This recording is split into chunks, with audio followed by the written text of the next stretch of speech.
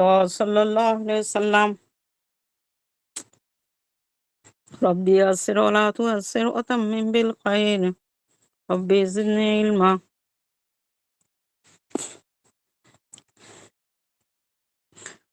Alhamdulillah nahmaduhu wa nusalli ala rasulihil karim. Amma ba'd.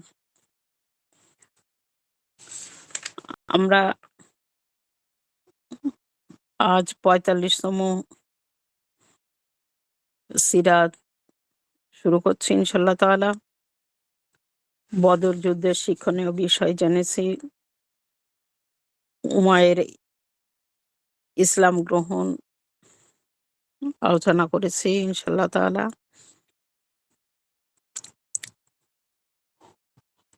Fatema Zohra রাদিয়াল্লাহু তাআলা আনহার বিবাহ নিয়ে আজ আমরা আলোচনা করব হযরত সালমান ফার্সি এর ইসলাম গ্রহণ সম্পর্কে। বদর যুদ্ধ থেকে বিজয়ী বেশে ফিরে আসার পর রাসূলুল্লাহ সাল্লাল্লাহু আলাইহি সাল্লামের সংসারে একটা অত্যুজ্জ্বল ঘটনা সংঘটিত হয়। সেটি হলো পিতৃব্য পুত্র হযরত আলী রাদিয়াল্লাহু তাআলা আনহুর সাথে রাসূলুল্লাহ সাল্লাল্লাহু আলাইহি সাল্লামের বেটি ফাতেমা রাদিয়াল্লাহু তাআলা আনহার শুভ পরিণয়। আরবের বিভিন্ন গোত্রের সম্ভ্রান্ত ও সুযোগ্য পাত্রের তরফ থেকে তাদের অভিভাবকরা নবী দুলালী হযরত ফাতেমা রাদিয়াল্লাহু তাআলা আনহার জন্য বিবাহের প্রস্তাব রাসূলুল্লাহ সাল্লাল্লাহু আলাইহি সাল্লামের কাছে পাঠাতে লাগলো। সব প্রস্তাবই ছিল হযরত ফাতেমা রাদিয়াল্লাহু তাআলা আনহার উপযুক্ত। শিক্ষা, দীক্ষা, জ্ঞানবোধ, ধারণা, গৃহকার্য এবং সেবা কর্মে অর্থাৎ সব দিক দিয়ে রাসূলুল্লাহ সাল্লাল্লাহু আলাইহি সাল্লামের দুলালী ছিলেন পরিপূর্ণ। কিন্তু রাসূলুল্লাহ সাল্লাল্লাহু আলাইহি সাল্লামের অন্তর কোনোটাতেই সায় দেয়নি। কারণ রব্বুল ইজ্জত আল্লাহ তাআলার উপরেই তো নির্ভরশীল ছিল তার হাবিব। তার নির্দেশের অপেক্ষায় রইলেন তিনি। প্রস্তাব আসছে কিন্তু বাতিল না করে তিনি মৌনতা অবলম্বন করেন। এরপরই এলো সঠিক প্রস্তাব, জবাব দেওয়ার মতো, গ্রহণ করার মতো প্রস্তাব। হযরত আলী রাদিয়াল্লাহু তাআলা আনহু ছিলেন রাসূলুল্লাহ সাল্লাল্লাহু আলাইহি সাল্লামের চাচা আবু তালিবের ছেলে। এখানে আমরা বুঝতে পারছি যে রাসূলুল্লাহ সাল্লাল্লাহু আলাইহি সাল্লামের চাচাতো ভাই ছিলেন আলী রাদিয়াল্লাহু তাআলা আনহু। ইসলামের ইতিহাসে হযরত আলী রাদিয়াল্লাহু তাআলা আনহুর অবস্থান উজ্জ্বল নক্ষত্রের মতো। সেই ছোটকাল থেকেই হযরত আলী রাদিয়াল্লাহু তাআলা আনহু রাসূলুল্লাহ সাল্লাল্লাহু আলাইহি সাল্লামের কাছেই লালিত পালিত হয়ে এসেছেন। তারই ধ্যান ধারণায় পুষ্ট হয়েছে হযরত আলী রাদিয়াল্লাহু তাআলা আনহুর মন মানসিকতা। তিনি কিশোর বয়সেই অর্থাৎ ১০ বছর বয়সেই ইসলামের দীক্ষা নেন। ইসলামের প্রাথমিক সংকটকালে হযরত আলী রাদিয়াল্লাহু তাআলা আনহু এক বলিষ্ঠ ভূমিকা পালন করেন। যুদ্ধ বিগ্রহে, ধর্মপ্রচারে, সুখে দুঃখে সকল অবস্থায় ইসলামের একনিষ্ঠ সেবক হিসাবে রাসূলুল্লাহ সাল্লাল্লাহু আলাইহি সাল্লামের পাশে থেকে শত্রুর মোকাবিলা করেছেন। এমনকি রাসূলুল্লাহ সাল্লাল্লাহু আলাইহি সাল্লামের হিজরতের সময় শত্রুর তরবারির নিচে মাথা রেখে রাসূলুল্লাহ সাল্লাল্লাহু আলাইহি সাল্লামের বিছানায় নিশ্চিন্তে চাদর মুড়ি দিয়ে ঘুমিয়েছেন। তার এই আত্মত্যাগকে, এই সাহসিকতাকে স্বীকৃতি দিয়ে রাসূলুল্লাহ সাল্লাল্লাহু আলাইহি সাল্লাম তাকে শেরে খোদা হিসাবে আখ্যায়িত করেন। শত্রুর মোকাবেলায় যার তরবারি বিদ্যুতের মতো ঝলসে ওঠে, শত্রুর ব্যূহ ভেদ করে যার অশ্ব উল্কার মতো ছুটে চলে, সেই শেরে খোদা হযরত আলী রাদিয়াল্লাহু তাআলা আনহু ব্যক্তিগত জীবনে ছিলেন অত্যন্ত নম্র এবং লাজুক। হযরত ফাতেমা রাদিয়াল্লাহু তাআলা আনহু ছিলেন সৌরভমণ্ডিত, সদ্য বিকশিত একটি পবিত্র গোলাপ। সেই পবিত্র ফুল একান্তভাবে নিজের করে পাওয়ার গভীর বাসনা হযরত আলী রাদিয়াল্লাহু তাআলা আনহু মনের মণিকোঠায় সুপ্ত ছিল। কিন্তু নিজের আর্থিক দৈন্যতার জন্য একথা কখনোই প্রকাশ হতে দেননি। হযরত ওমর রাদিয়াল্লাহু তাআলা আনহু বিশ্বাস করতেন মুহাম্মদ নবী সাল্লাল্লাহু আলাইহি সাল্লাম হযরত আলীকে জামাতা হিসাবে গ্রহণ করতে দ্বিধাবোধ করবেন না। তাই তিনি হযরত আলী রাদিয়াল্লাহু তাআলা আনহুকে এই ব্যাপারে উৎসাহ দেন। তখন তার বয়স ২৪ বছর পূর্ণ হয়েছে। হযরত আলী রাদিয়াল্লাহু তাআলা আনহু একদিন রাসূলুল্লাহ সাল্লাল্লাহু আলাইহি সাল্লামের দরবারে এই ইচ্ছা মনে পুষে নিয়ে উপস্থিত হলেন যে আজ বিয়ের ব্যাপারে কিছু বলবেন, কিন্তু কিছু বলতে পারলেন না। বিশ্বনবী রাসূলুল্লাহ সাল্লাল্লাহু আলাইহি সাল্লাম হযরত আলী রাদিয়াল্লাহু তাআলা আনহুর মনোভাব বুঝতে পেরে জিজ্ঞেস করলেন, আলী, তুমি কি ফাতেমার বিয়ের ব্যাপারে কিছু বলবে? হযরত আলী রাদিয়াল্লাহু তাআলা আনহু মাথা নেড়ে সম্মতি প্রকাশ করলেন। রাসূলুল্লাহ সাল্লাল্লাহু আলাইহি সাল্লাম বললেন, এ ব্যাপারে ফাতেমার সম্মতি প্রয়োজন। তুমি বসো, আমি তার মতামত জেনে আসি। একথা নবীজি সাল্লাল্লাহু আলাইহি সাল্লাম অন্দরমহলে প্রবেশ করে ফাতেমার মতামত জানতে চাইলেন। হযরত ফাতেমা রাদিয়াল্লাহু তাআলা আনহু নীরব রইলেন, কিন্তু তার এই মৌনতার মাঝেই মুখের আলোর খেলায় সম্মতির প্রকাশ লক্ষ্য করলেন নবীজি সাল্লাল্লাহু আলাইহি সাল্লাম। নবীজি মনে মনে অত্যন্ত আনন্দিত হলেন, মহান আল্লাহর দরবারে শুকরিয়া আদায় করলেন। তারপর হযরত আলী রাদিয়াল্লাহু তাআলা আনহুকে ডেকে বললেন, প্রিয় আলী, মোহরানা আদায় করার মতো তোমার কিছু আছে কি? হযরত আলী বিনীতভাবে বললেন, আপনি তো জানেন আমি সহায় সম্বলহীন, মোহরানা আদায় করার মতো কিছু নেই আমার। রাসূলুল্লাহ সাল্লাল্লাহু আলাইহি সাল্লাম বললেন, যুদ্ধে পাওয়া লৌহবর্ম আর ঘোড়াটি কোথায়? উত্তরে হযরত আলী রাদিয়াল্লাহু তাআলা আনহু বললেন, আছে। রাসূলুল্লাহ সাল্লাল্লাহু আলাইহি সাল্লাম বললেন, যুদ্ধের জন্য ঘোড়া দরকার, বর্মটি বিক্রি করো। হযরত আলী রাদিয়াল্লাহু তাআলা আনহু বর্মটি ৪৮০ দিরহামে হযরত ওসমান রাদিয়াল্লাহু তাআলা আনহুর কাছে বিক্রি করে দিলেন। টাকার হিসাবে বর্মটির মূল্য ১২৫ টাকা। হযরত ওসমান রাদিয়াল্লাহু তাআলা আনহু বিবাহের উপহার স্বরূপ বর্মটি হযরত আলী রাদিয়াল্লাহু তাআলা আনহুকে দিয়েছিলেন। হযরত বেলাল বাজারে থেকে কিছু সুগন্ধি এবং এক ঝুড়ি খেজুর কিনে আনলেন। নবীজি সাল্লাল্লাহু আলাইহি সাল্লাম হযরত আনাস রাদিয়াল্লাহু তাআলা আনহুকে নির্দেশ দিলেন আনসার ও মুহাজিরদের ডেকে আনতে। হযরত আনাস রাদিয়াল্লাহু তাআলা আনহু তখন বেরিয়ে গেলেন বিশ্বনবীর আদরের দুলালির বিয়ের দাওয়াত দিতে। কিছুক্ষণের মধ্যে হযরত আবু বকর, হযরত ওমর, হযরত উসমান, হযরত তালহা, হযরত জুবাইর রাদিয়াল্লাহু তাআলা আনহু সহ অন্যান্য আনসার ও মুহাজিররা বিয়ের মজলিসে এসে উপস্থিত হলেন। সাইয়্যিদুল মুরসালিন রাহমাতুল্লিল আলামিন মিম্বরে দাঁড়িয়ে খুতবা পাঠ করলেন। তারপর আবেগময় কণ্ঠে বললেন, তোমরা সাক্ষী থাকো, আমার প্রাণপ্রিয় কন্যা ফাতেমাকে আলী ইবনে আবু তালিবের সাথে ৪০০ দিরহাম মোহরের বিনিময়ে পরিণয় সূত্রে সম্প্রদান করছি। এরপর তিনি হযরত আলী রাদিয়াল্লাহু তাআলা আনহুকে জিজ্ঞাসা করলেন, তুমি রাজি আছো তো? হযরত আলী রাদিয়াল্লাহু তাআলা আনহু শ্রদ্ধার সাথে বিনম্র চিত্তে উত্তর দিলেন, আলহামদুলিল্লাহ, আমি কবুল করলাম। এরপর নবীজি সাল্লাল্লাহু আলাইহি সাল্লাম হাত তুলে মুনাজাত করেন, হে দিন দুনিয়ার মালিক, তুমি নবদম্পতির মঙ্গল বিধান করো। এই পরিণয়ে উভয়ের জন্য এবং ভবিষ্যৎ সন্তানদের জন্য তোমার অশেষ রহমত দান করো। প্রার্থনা শেষে উপস্থিত সবার মাঝে খেজুর বিতরণ করা হলো।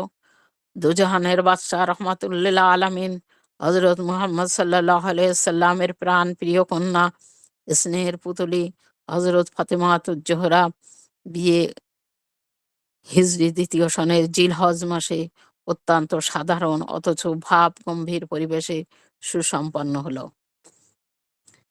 এই বিয়েতে কোনো আড়ম্বর ছিল না হৈ হুল্লোড়, ছিল না গান বাজনা, আতশবাজির উল্লাস।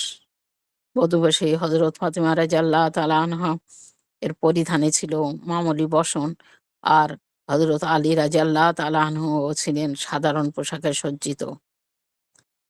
রাসূলুল্লাহ সাল্লাল্লাহু আলাইহি সাল্লাম তার প্রাণপ্রিয় আদরের দুলালী হযরত ফাতেমা জোহরা বিয়েতে উপহার হিসাবে দিয়েছিলেন একটি খাট, ২ টো রূপার বাজুবন, খেজুর পাতা ভর্তি একটি চামড়ার তোশক, একটি বকরি, পানি তোলার জন্য মশক, আটা পিষার জন্য ২টি জাতা, ২টি মাটির কলসি, একটি জায়নামাজ।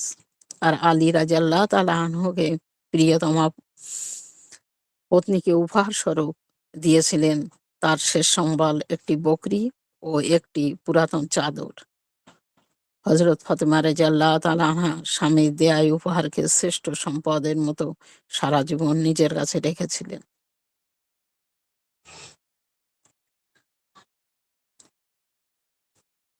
আমরা এবার হযরত সালমান ফার্সি রাদিয়াল্লাহু তাআলা আনহুর ইসলাম গ্রহণ সম্পর্কে জানব।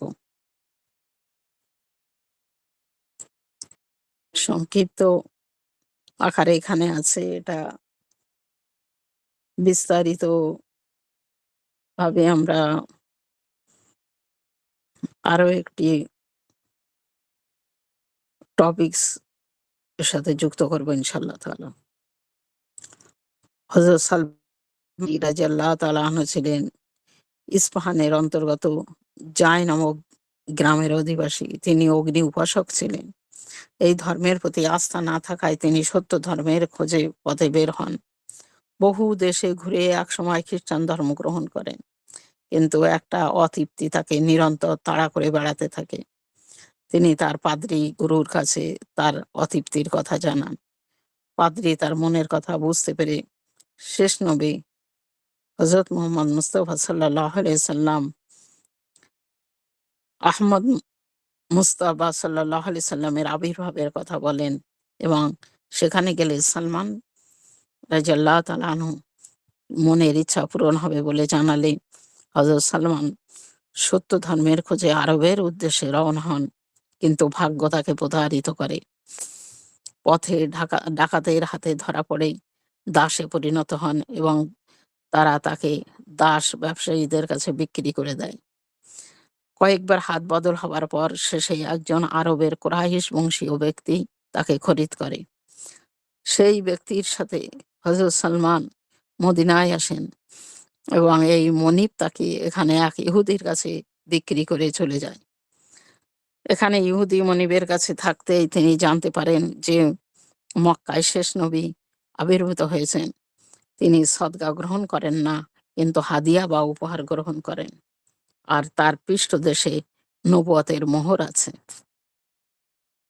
রাসূলুল্লাহ সাল্লাল্লাহু আলাইহি সাল্লাম যখন মদিনায় হিজরত করলেন, তখন হযরত সালমান একদিন কিছু নিয়ে রাসূলুল্লাহ সাল্লাল্লাহু আলাইহি সাল্লামের কাছে গিয়ে বলল, আমি আপনাকে এই ফলগুলো সদকা হিসেবে দান করলাম। রাসূল করিম সাল্লাল্লাহু আলাইহি সাল্লাম উত্তর করলেন, আমি সদকা গ্রহণ করি না। কথা শুনে সালমান ফার্সি রাদিয়াল্লাহু তাআলা আনহু ফল নিয়ে ফিরে গেলেন। কয়েকদিন পর আবার কিছু ফল নিয়ে হাজির হয়ে বললেন, হুজুর, এটা হাদিয়া, দয়া করে গ্রহণ করুন। হযরত সালমান রাদিয়াল্লাহু তাআলা আনহু এর কথা শুনে ফলগুলো গ্রহণ করলেন। এরপর হযরত সালমান রাসূলুল্লাহ সাল্লাল্লাহু আলাইহি সাল্লামের পবিত্র পৃষ্ঠদেশে নবুয়তের মোহর দর্শন করে সাথে সাথে হাত বাড়িয়ে দিলেন। নবী দুজাহান হযরত মুহাম্মদ সাল্লাল্লাহু আলাইহি সাল্লামের পবিত্র হাতে হাত রেখে তখনই উচ্চারণ করলেন, লা ইলাহা ইল্লাল্লাহু মুহাম্মাদুর রাসূলুল্লাহ সাল্লাল্লাহু আলাইহি সাল্লাম। তিনি প্রথম আজমি অর্থাৎ আরব দেশের বাইরে থেকে গিয়ে পবিত্র ইসলাম গ্রহণ করেছেন। তিনি খ্যাতনামা সাহাবীদের অন্যতম ছিলেন রাহমাতুল লিল আলামিন।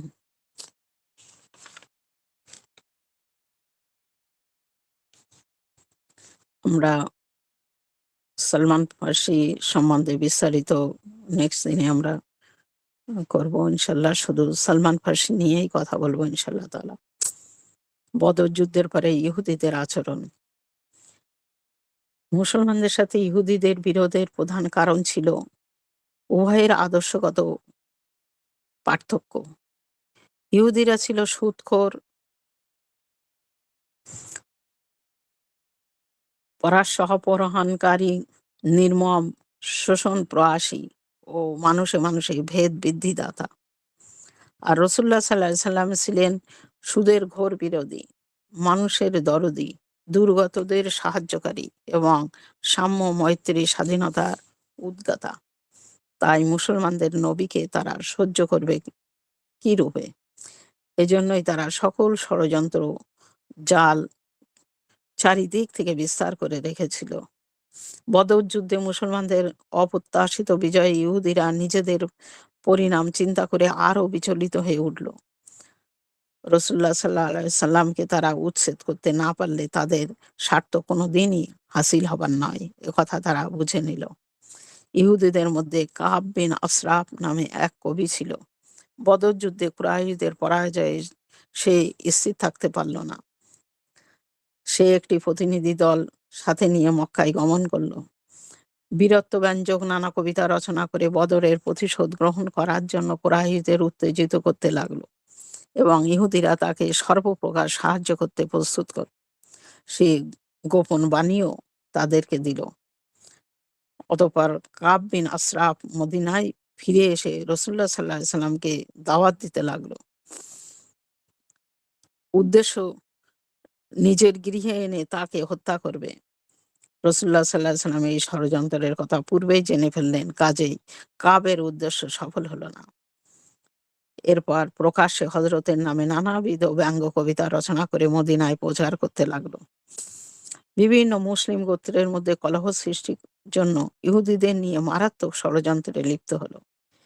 ইহুদিদের মধ্যে বনি কাইনুকা গোত্র ছিল ধনে, মালে ও প্রতিপত্তিতে মদিনার মধ্যে শ্রেষ্ঠ।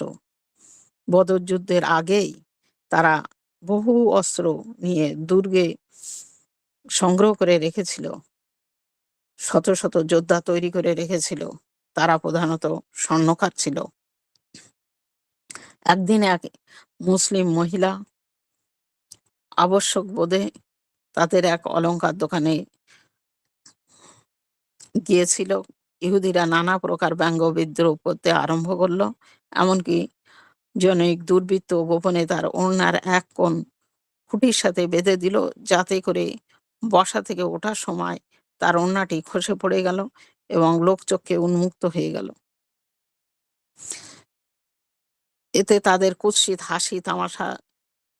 তখন স্থানটি সরগরম হয়ে উঠল। মহিলা লজ্জা ও ক্রোধে আর্তনাদ ও চিৎকার করে উঠল। জনৈক মুসলিম পথিক উন্মুক্ত তরবারি নিয়ে তাকে রক্ষা করলো এবং পাষণ্ডদের একজনকে তরবারির আঘাতে হত্যা করে ফেলল।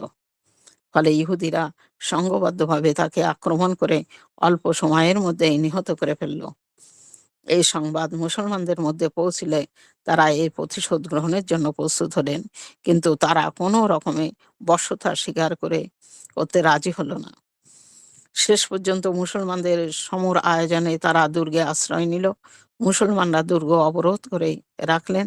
2 সপ্তাহ পর্যন্ত যখন বাহির হতে কোনো সাহায্য পেল না, তাদের রসদপত্র বন্ধ হয়ে গেল, তখন তারা মদিনা ছেড়ে চলে যাওয়ার প্রস্তাব পাঠালো। ফলে তাদেরকে 3 দিন সময় দেওয়া হলো। তখন তারা সিরিয়া অঞ্চলে চলে গেল। দুষ্ট কবি কাব বিন আশরাফ কিন্তু তখনও শান্ত হয়নি। সিরিয়া হতে সে গোপনে গোপনে মদিনায় ফিরে এসে কয়েকজন গোত্রপতিকে নিজের দলে ভিড়াবার চেষ্টা করলো, কিন্তু মুসলিম প্রহরীদের হাতে অবশেষে ধরা পড়ে গেল। তখন সে আর রক্ষা পেল না। এই স্বদেশদ্রোহী ভণ্ড নীচ মনা ষড়যন্ত্রকারীকে রসুল্লাহ সাল্লাহ সাল্লাম প্রাণদণ্ডের আদেশ দিলেন। বদর যুদ্ধের পরে ইহুদিদের যে আচরণ আমরা জানলাম, এরপরে আমরা উহুদ যুদ্ধের ঘটনা আলোচনা করব ইনশাল্লাহ তাআলা। উহুদ যুদ্ধের সূত্রপাত কিভাবে হয়েছিল, ওহদ যুদ্ধের সূচনা কিভাবে হয়েছিল, ওহদ যুদ্ধের অবস্থা, শেষ অবস্থা কি হয়েছিল, ওহদ যুদ্ধের শিক্ষণীয় বিষয় ইত্যাদি ইত্যাদি আমাদের আলোচ্য বিষয় থাকবে ইনশাল্লাহ তাআলা। আর সলমান ফার্সি সম্বন্ধে নেক্সট দিনে আমরা একটু বিস্তারিত জানবো। আজ একটা আয়াত সম্বন্ধে একটু দু চার কথা জানবো, যেটা সূরা ইউসুফের আয়াত নম্বর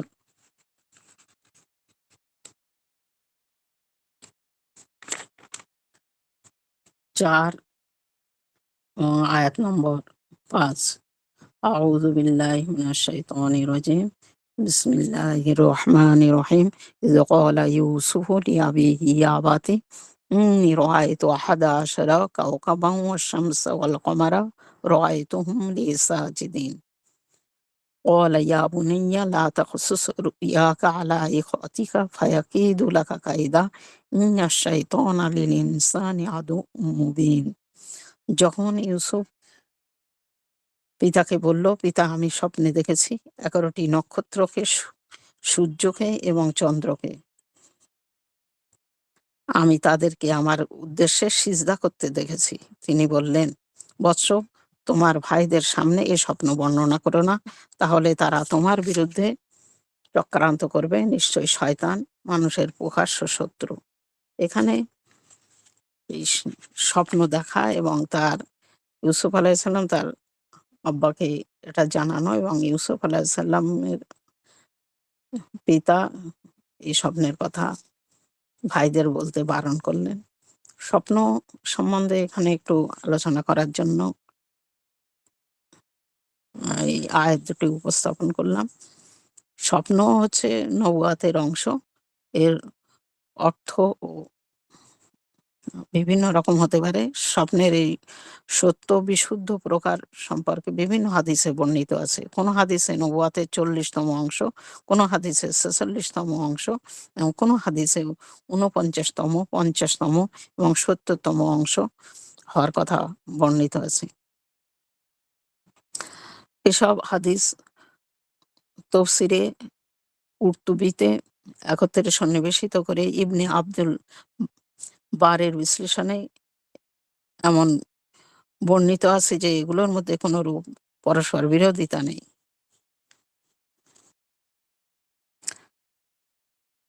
সত্য স্বপ্ন নবুয়াতের অংশ।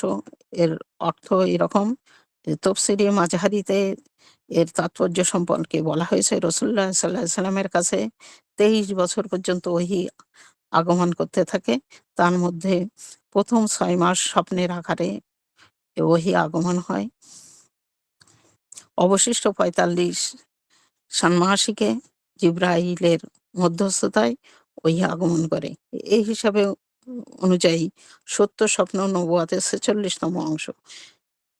যেসব হাদিসে কম বেশি সংখ্যা উল্লেখ করা হয়েছে সেগুলোতে হয় কাছাকাছি হিসাবে বলা হয়েছে, না হয় সনদের দিক দিয়ে সেসব হাদিস ধর্তব্য নয়। ইমাম কুরতুবী বলেন, স্বপ্ন নবুয়াতের অংশ হওয়ার অর্থ এই যে মানুষ মাঝে মাঝে স্বপ্নে এমন বিষয় দেখে যা তার সাধ্যাতীত। উদাহরণত কেউ দেখে যে সে আকাশে উঠছে, অথবা অদৃশ্য জগতের এমন কোনো বিষয় দেখে যার জ্ঞান অর্জন করা তার পক্ষে সম্ভবপর নয়। অতএব এরূপ স্বপ্নের মাধ্যমে আল্লাহর সাহায্য ও প্রেরণা ছাড়া অন্য কিছু হতে পারে না, যা প্রকৃতপক্ষে নবুয়াতের বৈশিষ্ট্য। তাই স্বপ্নকে নবুয়াতের অংশ স্থির করা হয়েছে। স্বপ্ন সম্বন্ধে এখানে আলোচনা করছি কারণ কিছু বিষয় আমাদের জেনে রাখা ভালো। আয়াতে ইয়াকুব ইউসুফ আলাইহিস সালামকে স্বীয় স্বপ্ন ভাইদের কাছে বর্ণনা করতে নিষেধ করেছেন। তে বোঝা যায় যে হিতাকাঙ্ক্ষী ও সহানুভূতিশীল নয় এরূপ লোকের কাছে স্বপ্ন বর্ণনা করা উচিত নয়। এছাড়া স্বপ্নের ব্যাখ্যা সম্পর্কে পারদর্শী নয় এমন ব্যক্তির কাছেও স্বপ্ন ব্যক্ত করা সঙ্গত নয়। তিরমিজির এক হাদিসে রাসূলুল্লাহ সাল্লাল্লাহু আলাইহি সাল্লাম বলেন, সত্য স্বপ্ন নবুয়তের ৪০ ভাগের ১ ভাগ। কারো কাছে বর্ণনা না করা পর্যন্ত স্বপ্ন ঝুলন্ত থাকে।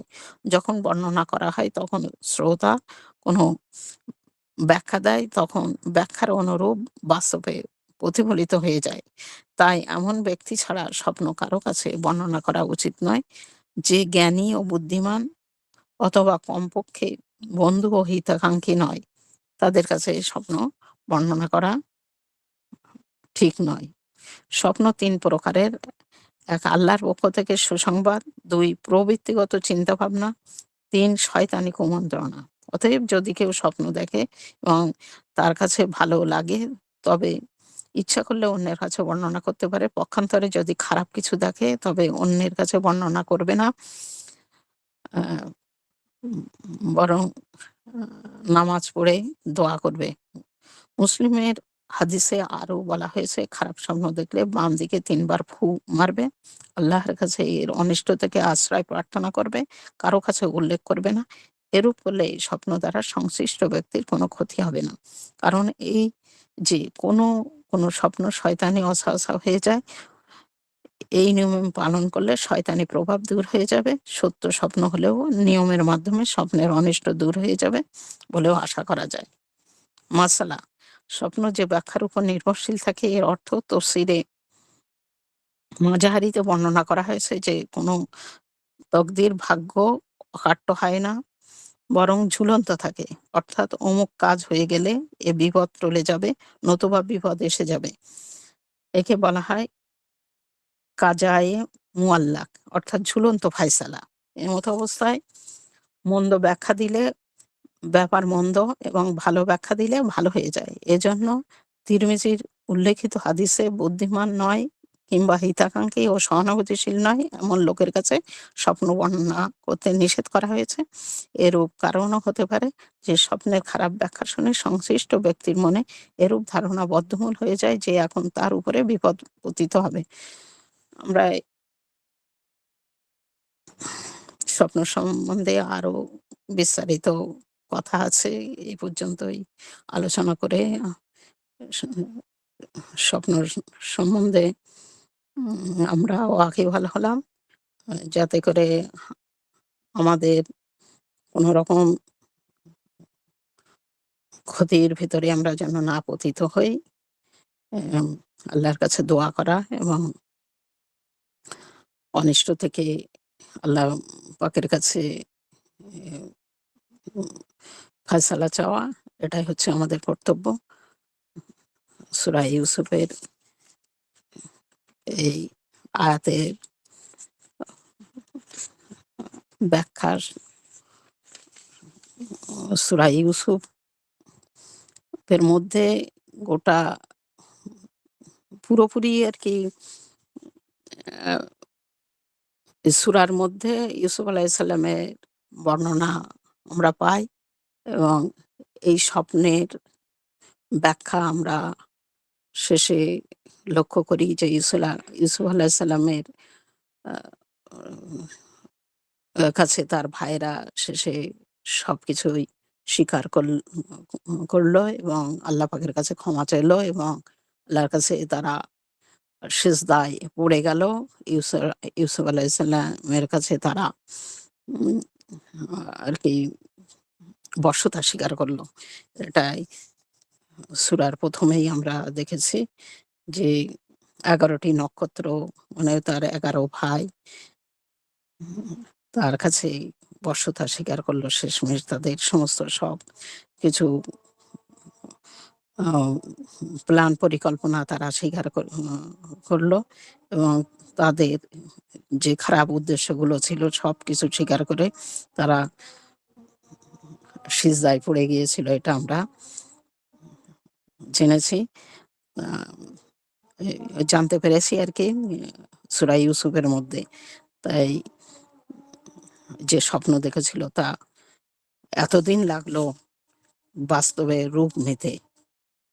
আর ইউসুফ আলাইহিস সালামকে আল্লাহ পাক এত কঠিন পরীক্ষার মাঝখান দিয়ে নিয়ে তাকে উম স সব ভাইদের প্রতি ক্ষমা সুন্দর দৃষ্টিতে দেখে তাদের ক্ষমা করে দিল। তাদের সমস্ত সবকিছু ও পরিকল্পনা এবং তার প্রতি খারাপ ব্যবহারগুলো তারা স্বীকার করলো এবং আ তারা আল্লাহ পাকের কাছে ক্ষমা চেয়ে ক্ষমা প্রার্থী হলো। আল্লাহ তাদের ক্ষমা করলো এবং ইউসুফ আলাইহিস সালাম ভাইদের স কাছ থেকে তার সম্মান সবকিছু ফিরে পেল। তাদের সাথে তার সখ্যতাও হয়ে গেল। আলহামদুলিল্লাহ। এর থেকে আমরা যে শিক্ষণীয় বিষয় সূরা ইউসুফের ভিতরে পেয়েছি, আরো পরবর্তীতে আমরা আলোচনা করব ইনশাআল্লাহ তাআলা। সুবহানাল্লাহি ওয়া বিহামদিহি, সুবহানাকাল্লাহুম্মা ওয়া বিহামদিকা, ওয়া নাশহাদু আল লা ইলাহা ইল্লা আনতা, ওয়া নাস্তাগফিরুকা ওয়া নাতুবু ইলাইক। সাল্লাল্লাহু আলাইহি ওয়াসাল্লাম। সুবহানা রাব্বিকা রাব্বিল ইজ্জাতি আম্মা ইয়াসিফুন, ওয়া সালামুন আলাল মুরসালিন, ওয়া আলহামদুলিল্লাহি